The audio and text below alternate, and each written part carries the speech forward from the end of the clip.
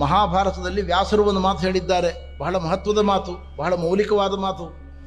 ನಮ್ಮ ಕಣ್ಮುಂದೆ ಭಿಕ್ಷುಕರು ಬಂದು ನಿಂತುಕೊಂಡು ದೇಹಿ ಅಂತ ಕೇಳ್ತಾರೆ, ಕೊಡಿ ಕೊಡಿ ಅಂತ ಕೇಳ್ತಾರೆ.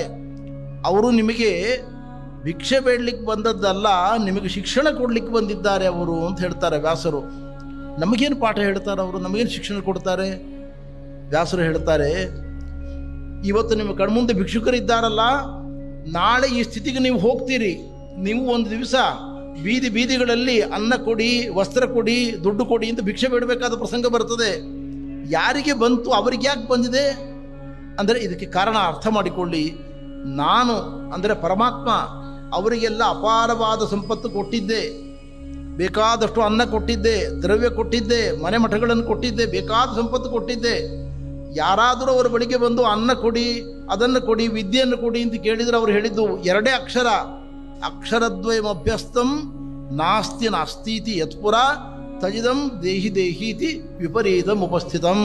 ಹಿಂದಿನ ಜನ್ಮದಲ್ಲಿ ನಾನು ಎಲ್ಲವನ್ನೂ ಕೊಟ್ಟಾಗ ಅವರು ಯಾವುದನ್ನೂ ಕೊಡಲಿಲ್ಲ, ಎಲ್ಲ ಇಟ್ಕೊಂಡು ಕೂತರು. ವಿದ್ಯೆ ಕೊಡಲಿಲ್ಲ, ಅನ್ನ ಕೊಡಲಿಲ್ಲ.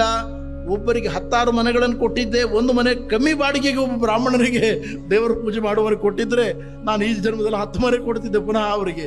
ಏನೂ ಮಾಡಲಿಲ್ಲ. ಆದ್ದರಿಂದ ಇವತ್ತು ಭಿಕ್ಷೆ ಬೇಡುವ ಪ್ರಸಂಗ ತಂದಿದ್ದೇನೆ ಅಂತ ದೇವರು ಹೇಳ್ತಾನೆ.